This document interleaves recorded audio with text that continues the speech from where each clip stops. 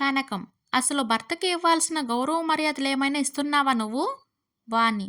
తల్లి, తండ్రి, గురువు, దైవం అన్నారే గాని భర్త అనలేదుగా! అందుకే నాకు ఇవ్వాలి అనిపించినప్పుడు ఇస్తాను. చందు కొత్తగా ఓ ఉంగరం పెట్టుకున్నాడు. అందరూ ఆ ఉంగరాన్ని చూసి ఆశ్చర్యపోతున్నారు. ఉంగరం బాగుంది కానీ అందులో ఉన్న రాయేంటి అలా ఉంది అంటూ స్నేహితుడొకడు అడిగాడు. ఆ రాయి విలువ 2,00,000 రూపాయలు తెలుసా అన్నాడు చందు. అవునా! ఇంతకీ దాని ప్రత్యేకత ఏంటి అడిగాడు స్నేహితుడు.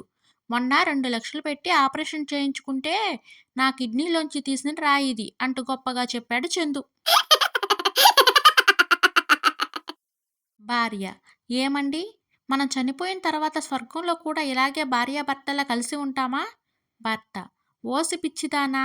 అప్పుడది స్వర్గం ఎందుకవుతుంది?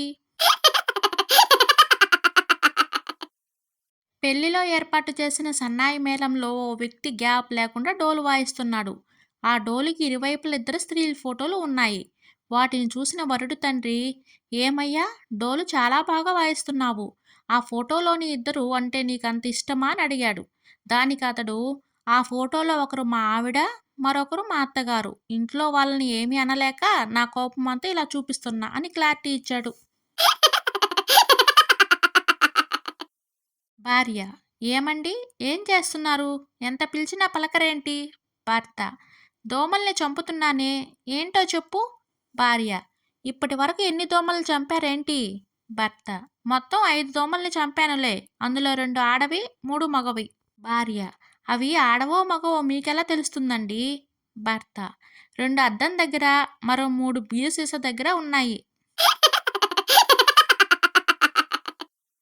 శిష్యుడు. గురువుగారు, సంతోషంగా ఉన్న జీవితాన్ని కష్టాల పాలు చేసుకోవడం అంటే ఏమిటి? గురువుగారు. ఉద్యోగం వచ్చిన వెంటనే పెళ్లి చేసుకోవడం. చింటూ. అమ్మా, నాకు బోరు కొనిపెట్టమ్మా, ఊదుకుంటాను. తల్లి. ఊరుకోరా బాబు, అది కొనిపెడితే ఏదో ఒక పనిలో ఉన్నప్పుడు వేళాపాలన లేకుండా ఊది తలనొప్పి తెచ్చిపెడతావు. చింటూ. అసలు అలా చేయనమ్మా, అందరూ నిద్రపోయిన తర్వాతే ఊదుకుంటాను.